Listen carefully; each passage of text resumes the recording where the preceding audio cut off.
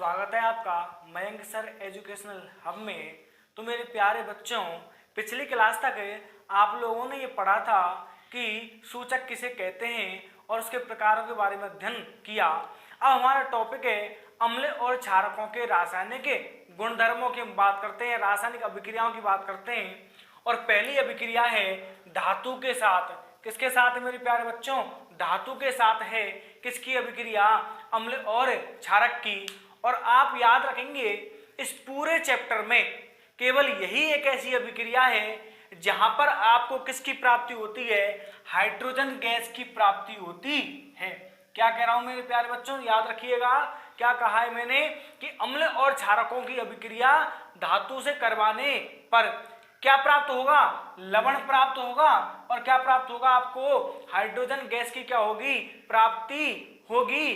परंतु इस पूरे चैप्टर में केवल यही एक ऐसी अभिक्रिया है जिसमें आपको किसकी प्राप्ति हो रही है? हाइड्रोजन गैस की प्राप्ति हो रही है। किसके साथ? लवण के साथ। इस अभिक्रिया के अलावा सभी अभिक्रियाओं में मेरे बच्चों लवण के साथ किसकी प्राप्ति होगी? जल की प्राप्ति होगी। किसकी प्राप्ति होगी? जल की प्राप्ति होगी। तो आप एक बात तो ये याद रखेंगे, ठीक है, जिससे आपके क्या ना हो, कंफ्यूजन ना हो और आपको रटना ना पड़े। तो क्या होता है कि जब धातु की अभिक्रिया किसके साथ करवाई जाती है? अम्ल या क्षारक से करवाई जाती है, तो हमें किसकी प्राप्ति होती है? लवण। और लवण के साथ किसकी प्राप्ति होती है? हाइड्रोजन गैस की प्राप्ति होती है। आपके सामने उदाहरण लिखा हुआ है, ये अम्ल का है और ये किसका है? क्षारक का उदाहरण है। ये क्या है? अम्ल है। कि जब हम क्या करें? सल्फ्यूरिक अम्ल की अभिक्रिया। किसकी अभिक्रिया? सल्फ्यूरिक अम्ल की अभिक्रिया किससे करवाएं? जिंक धातु से करवाएं। किससे करवाएं बच्चों? जिंक धातु से करवाएं। तो क्या होगा कि देखो Zn क्या है? अधिक क्रियाशील है। किससे? हाइड्रोजन से। तो Zn क्या करेगा? इसे हाइड्रोजन को क्या कर देगा? विस्थापित कर देगा। ये मैं आपको पहले चैप्टर में ही समझा चुका था। तो अब आपके लिए समझना क्या हो जाएगा? आसान हो जाएगा। तो Zn ने क्या कर दिया? हाइड्रोजन का विस्थापन कर दिया और क्या बना दिया? जिंक सल्फेट बना लिया। और क्या दी इसने? हाइड्रोजन गैस दी। क्या दी? हाइड्रोजन गैस दी। तो क्या हुआ कि धातु की अभिक्रिया किससे हुई? अम्ल से करवाने पर किसकी प्राप्ति होगी? आपको लवण। और किसकी प्राप्ति हो गई? हाइड्रोजन गैस की क्या हो गई है? प्राप्ति हो गई है।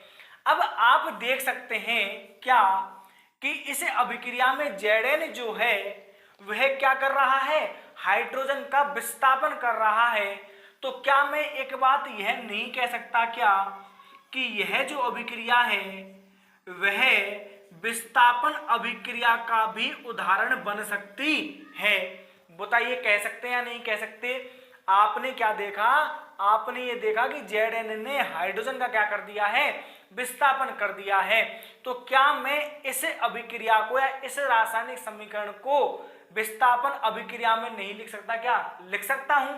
तो याद रखिएगा, यह विस्थापन अभिक्रिया का भी उदाहरण हो गया और यह आपके लिए इस वाले चैप्टर में भी क्या आ गई है?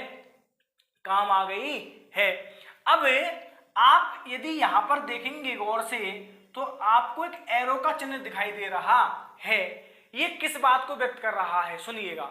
देखो, सामान्यतः आप रासायनिक समीकरणों में दो चिन्ह देखोगे, एक तो ऐसे और एक ऐसे, ठीक है ना। यानी एक तो आपको जो चिन्ह होगा वह ऊपर दिखाई देगा और एक जो होगा वह आपको चिन्ह जो होगा वो कहां दिखाई देगा? नीचे दिखाई देगा। यदि चिन्ह का मुंह कहां है? ऊपर है, तो समझ जाइएगा कि क्या निकल रही है? गैस की प्राप्ति हो रही है। लेकिन यदि क्या है? चिन्ह क्या है? नीचे है, तो आप यह समझ जाइएगा कि बनने वाला जो उत्पाद है वह किसके रूप में प्राप्त हो रहा है? आपको अवक्षेप के रूप में प्राप्त हो रहा है। किसके रूप में प्राप्त हो रहा है? अवक्षेप के रूप में प्राप्त हो रहा है। अब चलते हैं आगे।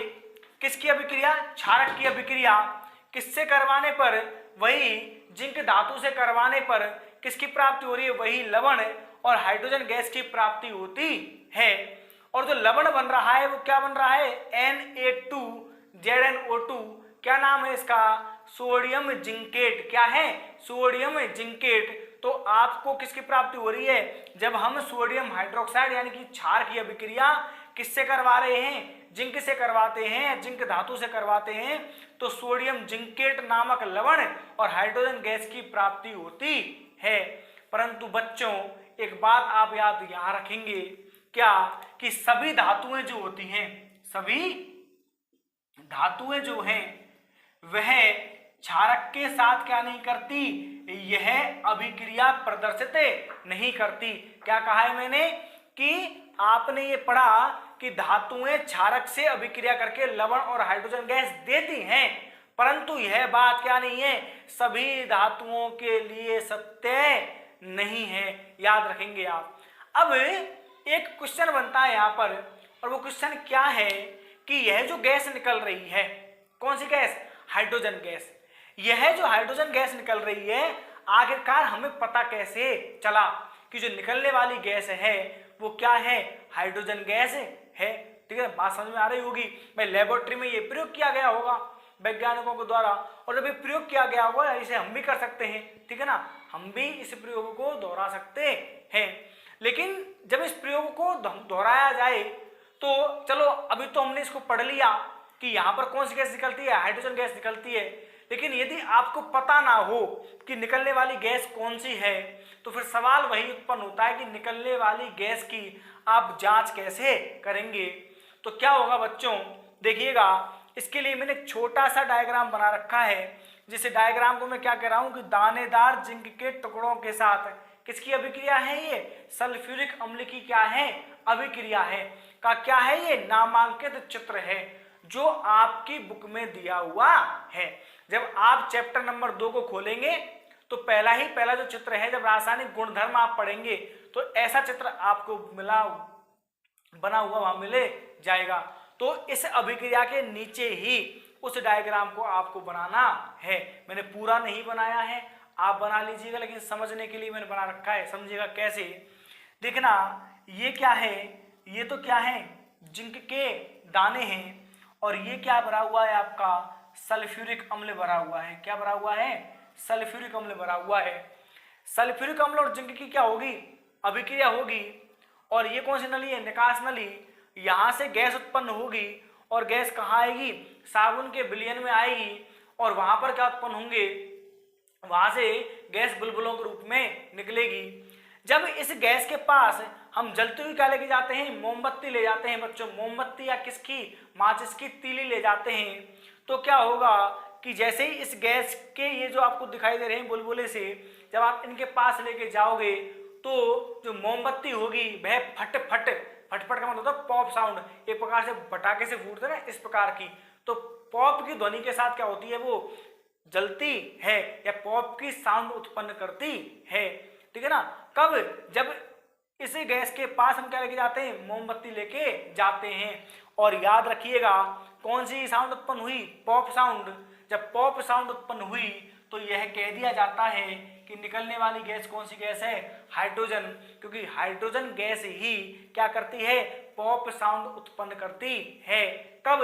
जलती हुई माचिस या मोमबत्ती ले जाने पर। और यही मैंने लिखा हुआ है कि गैस के पास जब जलती हुई मोमबत्ती लेकर जाते हैं तो वह फट फट कोष्टक में क्या? पॉप की ध्वनि के साथ जलती है। इससे स्पष्ट है कि निकलने वाली गैस कौन सी है? हाइड्रोजन गैस है। बच्चों कंपटीशन के एग्जाम में जो मैंने टाइटल में भी डालता हूं कि रीट, एलडीसी हुआ, पशु परिचर हुआ, वहां पर कैसे क्वेश्चन पूछे जाते हैं?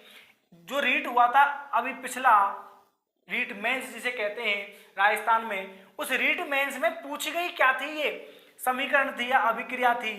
वहां पर क्वेश्चन आया था कि सोडियम हाइड्रोक्साइड की अभिक्रिया जिंक के दानों से करवाने पर बनने वाले उत्पाद का क्या बताइए? नाम बताइए। और वहां पर ऑप्शन में दिया हुआ था सोडियम जिंकेट प्लस क्या? Hydrogen gas. इसलिए मैं कह रहा हूं कि ये अभिक्रियाएं जो हैं और ये जो क्लासेज हैं वो रीट और जो अन्य कंपटीशन एग्जाम हैं उन सभी के लिए क्या है? महत्वपूर्ण है। आपसे कंपटीशन एग्जाम में चित्र तो नहीं पूछेगा, परंतु क्या पूछ लेगा? इस प्रकार से कह देगा कि कौन सी गैस निकलती है, या लवण का क्या बता दीजिए आप? नाम बता दीजिए। लेकिन कक्षा 10 में इस प्रकार के क्वेश्चन पूछ लिए जाते हैं। तो निकलने वाली गैस की जांच जो है, यह पूछा गया क्वेश्चन है, यह आपको पता होना चाहिए। लीजिए स्क्रीनशॉट और मिलते हैं नई वीडियो के साथ। तब तक के लिए अपना और अपने घर वालों का ध्यान रखें। धन्यवाद।